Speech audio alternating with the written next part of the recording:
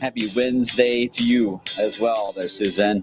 All right, I know wind is one of the bigger topics, obviously, in the past 24 hours. We're going to cover more on that, see where we stand on the change in wind direction as we do this afternoon into tonight, allowing for the change in our weather overall. Hope you guys are doing well. Wave meteorologist Brian Good on this Wednesday, and we do have still wind advisories that are out, and still the wind is surging up and pockets a little more today than yesterday's general wind. So some of you will hear the surge outside, the lights may flicker, and then you'll be fine for another 30 minutes, even up to an hour before the surge of wind ramps back up again. So that off and on nature will continue. So we're going to cover that. Obviously, we're going to get into our thunderstorm potential. There's a few down the road, and there are actually a few chances to get some snow down the road. In fact, whoops. Hi, Ryan. Okay, now I'm Brian. In fact, when we look at our snow chances, this is not bad considering that we only had one or two items on the board. Now these are getting more into your rain to snow setups, pretty common. As we head into March, one of those obviously being tonight. The next one would be actually Friday night. That one could be a little sneaky, not so much on impact, but the fact that you may see flakes flying and you may not be expecting it for this Friday night. And then we get into the middle of March, St. Patrick's weekend, more than likely. That's when we may have to face a little more of an issue of rain to snow. But overall, most of these will be front-loaded with warm air, which also means thunderstorms. Right now, it's poor visibility outside, right? A good soaking rain right in the middle of downtown Louisville. This is a live look at the junction right now from top of the Waterfront Plaza. And you can see the pouring rain, poor visibility, but at times that wind will just kind of blast on through here. Currently, it's not too bad at 20 miles per hour. We've hit 36, 37 several times this morning. That's after hitting 47 for about 90 seconds last night around 10 o'clock. And then we hit 46 again around 2 o'clock this morning. So in Louisville, the highest so far is 47. And that's been accomplished several different times getting to that level. Got 43 in Jasper at the moment. Lexington has also been gusting over 50 at times. A lot in our southern counties, though, and I wish we had more data that came out of this area, but this is where we're getting reports that are starting to be a little more defined in that 55 to 57, nearly 58 miles per hour. Now you're talking about damaging winds at that point.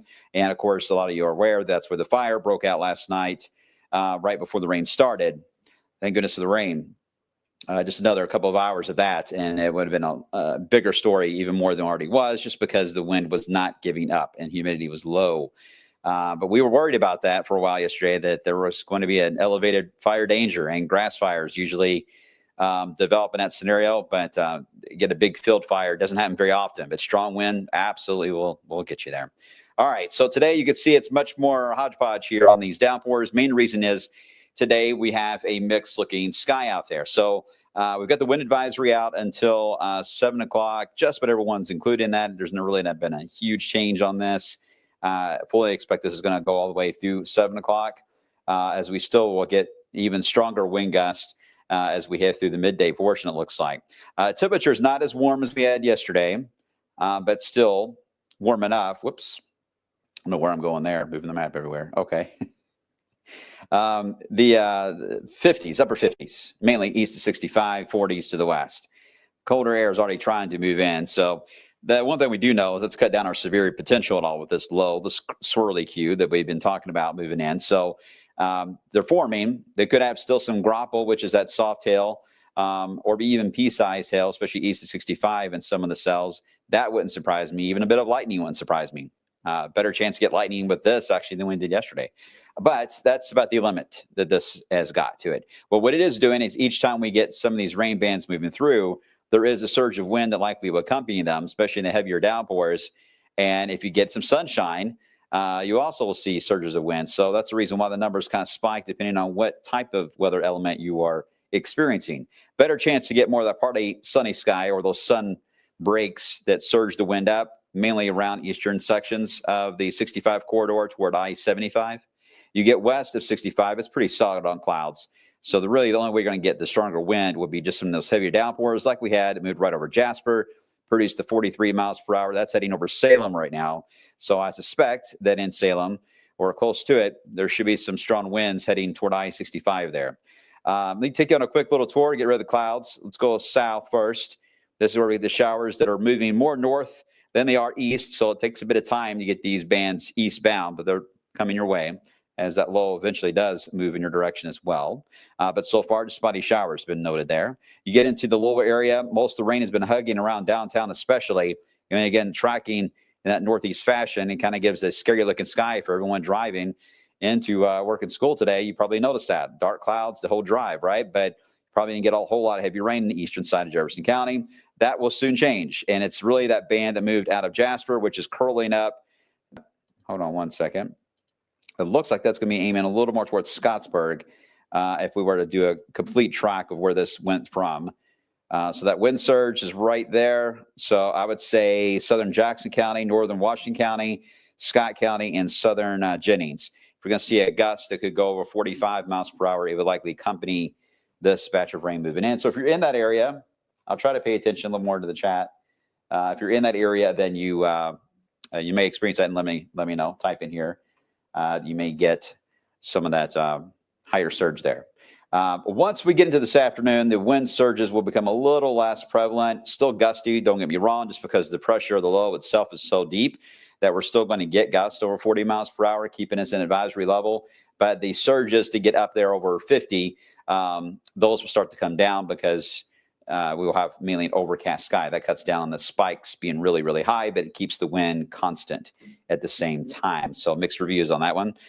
Here's a wider view. This deepening low pressure, it's actually still getting stronger as it's moving over toward Chicago. It's just northeast of St. Louis, heading right on the southern Chicago suburbs, Gary, Indiana, heading toward not too far from Ann Arbor, Michigan as well. Notice on the backside with that curl, you've got the moisture trying to wrap in behind it. Yes, it's already starting to mix with and change to snow. Even in St. Louis, they're reporting snow, but no travel issues there. But they're getting this in the daytime. It's going to be really tough for anybody to get much out of this in the daytime. We will get the snow set up more so into late afternoon and certainly into the darkness of night. That actually plays in our favor a little more than even St. Louis on getting at least some grassy accumulations out of this. But there is a catch to these lows, especially when they get to what we call to the point of occluding, which means the cold front is way up here. You actually have a secondary front ahead of the actual spin of the low. But the low, when it matures and has finished all of its cycles that it does in its lifespan, the last one is going to be the occlusion. And that's where it's hard to define cold fronts. It just becomes a big ball of low pressure just moving on. Well, this low is about there. It's occluding now. And with an occluding low, the cold air wraps around on the outside first, then fills into the middle. Let me show you what that looks like when we just turn on the temperature underneath the actual radar. And you can see how the colder air is curling up on the edges of the low on the southern part, not where the center of the low is. Many cases you will find, and this will likely be the case tonight, that parts of Illinois will still stay rain while Bowling Green, Kentucky may have snow falling, because that cold air wraps around first and it'll come back around. It'll eventually spin all the way up and then it'll approach into Illinois and change them over to snow. But that it'll go by us first. So we're first on the list and then they'll be second and third and so forth. So pretty fascinating when you see that happen. Now, this is the typical spring type snow where, yes, it's the darkness of night. You know, that's rule number one I have on sticking snow. Number two is rate. It's got to have some decent snowfall rates. A lighter snow is not going to cut it. It will melt on contact because of the warmer ground and wet ground. And three, will have to be temperatures a little closer to 34, 33 in that range and lower, obviously. Getting to the freezing would help in a big way, but even at 33, 34, elevated areas where the thermometers can't always reach will start to get a covering. That would be a rooftop, a car. Some of the trees may start sticking to. The grass would be some of the last, of course. Even the roads, obviously, be even later because of the warmer temperatures. This is not a big snow, so I don't want to play it up as such. But these spring snows can usually have a nice little surprise thumping to them at times. We saw that with one already this season where he had that wet ground, but boy, the rate matters. This one's not going to be as intense as that one, so this one's got a limit, but still it can provide for a nice little coating on the trees and stuff later on tonight. All right, Futurecast shows that about 3 o'clock this afternoon, we should start getting reports of a rain-snow mix across Indiana. We're all safely above freezing. In fact, the majority of this event, a lot of us will stay above freezing until really the very last minute. So I'm not looking at icy roads or anything like that with this. So make sure I'm clear on that. This is not a festive snow, but this is a snow that we can get out in without stressing over it at the same time. Visibility probably be one of the bigger travel impacts being at night. Those flakes falling in front of especially our running lights we got in these cars now are so bright, they pick up every flake. So it looks like the hyperspace sequence in Star Wars there. But you can see the snow again will begin to just take over on the southern flank first. So for those of you in Indiana, you may be a little late on getting on the snow action compared to Kentucky just because of that curling around effect. Here we are at 9:30 tonight. We've got snow falling in E-Town and Fort Knox and Hardinsburg, but rain in Jackson County into Indiana. So Kentucky, this is your only time you can wave your hand at Indiana and say, hi, we got it first. Not often you get to say that, but that's the way it's looking there with that band of snow. And again, if the rate is heavy enough, it can easily coat everything in a very pretty way. But as soon as that rate eases back just the slightest to a light snow or even stops, which it eventually will be doing during the overnight hours, it's gone. The clumps of the snow, whatever accumulates in the trees will start falling off. And then by the time you wake up, you won't even notice it. In the little corners of the roofs and maybe in a few grassy spots in the bushes in the yard or something like that. And that's about it. And we're back to normal again. And we have a calmer day for your Thursday, but will be chilly for sure. Snowfall amounts. I'm going to keep this under an inch for right now until we start seeing some of the banding features. If we start to have a little more confidence in where some of those will set up, don't be surprised if we add a 1 to 2 stripe, especially across near the river and point south. It's possible if the rates, again, start to show up, and modeling is kind of varying on that. But if we get more confidence on that, we'll put that stripe on there, and you could get a nice little coating of about an inch or inch and a half, something like that. Not bad, right? Not bad. I don't think anyone's too worried about that. Any chance of an icy glaze? Adam, nope, not worried about that. Even if air temperatures, which are measured off the ground, get to 31, 32, the ground temps right now have got a nice little elevation to them on temperature that does the opposite of what the Arctic air did when we were frozen. We were trying to warm up, but the ground wasn't letting the snow melt off. You guys remember that. The icy patches lasted forever. It was the opposite. The ground was capturing. The cold air was trapping it down to the ground level. It's the opposite here. It won't be able to hold it. So anyway, no icy issues I am worried about right now. All right. So that leads us into the little wave that's coming our way as we head into Friday. That is a little sneaky. We're going to discuss that wave. We got to cover the setup as well as we get into next week and into St. Patrick's Day. Give me a second, get everything all set up. I'll go through all the maps, walk you through it with the even severe potential that's already showing up in some of the data as well in less than 20 seconds.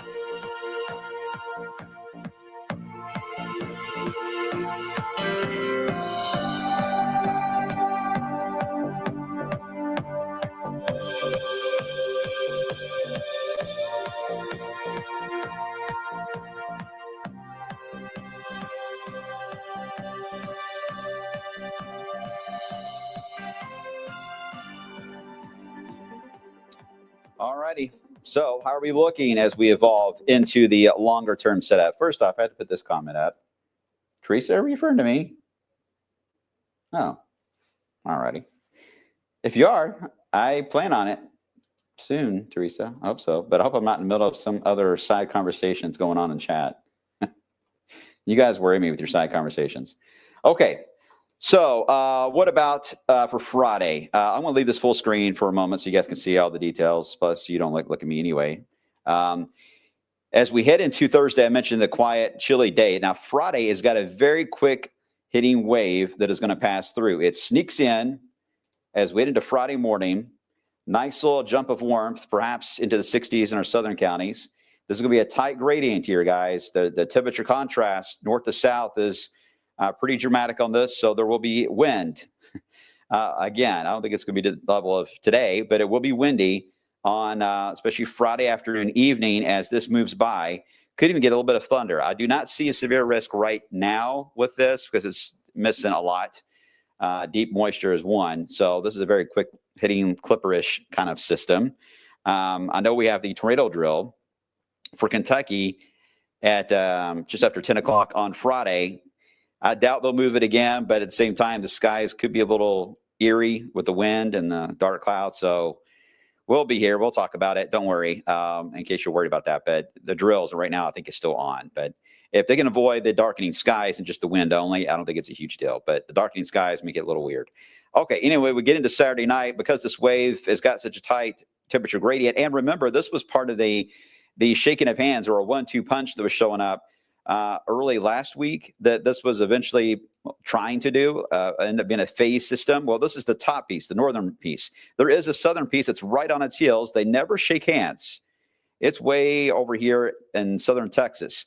But because it is there, this is one of those systems that can't slow down. It can't dig into Tennessee and give us a bigger snow or anything. It just literally has to pass through and collect the $200 and move on. But because of that, it allows for that tight temperature gradient to slide easily north to south. So we get into that warmer air on Saturday, and then we drop Saturday night, and there we go. Another little thumping of snow on the northern side of this. This literally would be snow showers. I'm not even sure thumping is going to fit this because I don't know if we'll have enough to even accumulate. But again, sneaky little thing trying to move in. Now you see the other clipper, by the way, showing up, which it's worth mentioning. It may kick up some severe weather across the deep south. It'll be far enough south to avoid that for us. But here's a big old asterisk here. If this can trend a little more north than what it has, there is some potential that the northern fringes of that second one could also develop a wintry component to it at some point Sunday or Monday. We'll see. Right now, it looks far enough south that we wouldn't have to worry about that. But in southern Kentucky and Nashville, maybe they could get a little sneaky snow. We'll see. After that, it's all about warm air, guys. And we're going to warm quickly Monday into Tuesday, hello 70s. We get into Wednesday, hello 70s, maybe 80s. That will come into play on Wednesday. Told you guys warmer air is coming. It's coming for at least 3 days. Then we see it try to get interrupted. And that would happen at some point next Thursday with another very clipperish kind of wave. This one doesn't really have enough time to scoop up a lot of moisture, but it does have enough that it can produce some thunderstorms as we head into Thursday. Timing on this is early in the day. So that would hopefully cut down anything on the stronger side and would just be a round of rain and thunder. But here's the issue with that. It moves on out. Doesn't really have a huge impact on us on temperature because we're going to have the chance to just warm right back up again. But now this one, well, this one's a little different. To me, widen it out. This one's got a little more of a kick to it, more of what we call a negative tilt. Eventually will occlude, just like the one is today, and slow down as it moves across the Great Lakes. This one's going to take several days to get across the map, starting around March 14th. It is the next one in the series of pattern recognition waves we've been tracking that is a significant wave. This is one that we've been tracking for a while that we'll have to watch to see how it evolves in terms of any strong thunderstorms or could even go to snow, which that potential is there on the backside. Just like today, it could go over to some snowfall. How about the indices? Well, looking at the SIPS analogs already coming up as we head into the one at least Thursday next week, it is already showing up as well. And same story with the CSU, the learning module, the AI already hinting that a severe risk with that wave there at the end of next week is one after the days in the 70s, maybe touching 80. This is the one that has already got a severe signal with it. We'll see. As far as the snow signal, the snow matrix, I was going to show that. Here's the snow for tonight. Okay. I mean, they're all gray, so that means minor, but they're fairly filled in, so there's a chance at minor accumulation. Snow lovers hate to hear that. And then there's that wave after the big low I just showed you around St. Patrick's Day. Yeah, there's some hints there. It's not exactly as noisy as I would like it to be, but hey, it's something. All right, let me get right into the 10-day, show you the overall theme, try to get into some of your questions if I'm able to. You see the 40s today, again, rain to snow. Windy on Friday with that little sneaky wave that could end as flakes Friday night. Don't forget, set our clocks ahead 1 hour. I don't think you will. And then next week, there's that nice bubble of warmth coming our way that will eventually lead to an active setup at the end of the 10-day. No shocker there. All right. So let's see. Hello. How you doing, Adam? Surely with the 70s, we've turned the corner on winter. We've definitely turned the corner on winter, but are we done with winter? No. It's kind of like it is in October, where sometimes we're thinking, oh, we're done with, 80, 85 degrees, right? We're done with those days. Now we can sit back and watch the leaves fall and get our Halloween costumes. But then suddenly a 90-degree day comes out of nowhere in mid-October. It's that point in the year now where they get the sneak attacks. And this year, if anything, winter has shown that it is not wanting to leave town without some type of a mic drop. Adam, you hit your high guess at 48. Yeah, pretty high up there. Power just flashed in Linden. Michelle, I just saw that. Sorry. Yeah, there probably will be scattered outages that we'll have in the area, but I don't think there's going to be anything significant. Hey, Jocelyn, hope you're doing well. Thanks for watching on YouTube, by the way. I'm going to a concert in downtown Louisville next Sunday. I'm assuming you don't mean this one, right? The one that will be, is that St. Patrick's Day? Will the weather be cooperative? Too soon to tell? Yep, too soon to tell, unfortunately. Because we'll have that wave that could give us some isolated gusty storms Thursday or Friday next week, and then we'll get a small break, and then the bigger one will be toward St. Patrick's Day, it looks like. All right, it's going to leave it there for now. Thanks for watching, guys. You're awesome. And we'll go through all the wind reports today, and let me know again. As soon as you start seeing signs mixing with it or changing over to snow, you can send us pictures and video on the Wave Weather app. That's the easiest way for us to get it on air. And you may just see your photos on our newscast today. All right. Have a good one. I'll see you guys coming up on the flip side.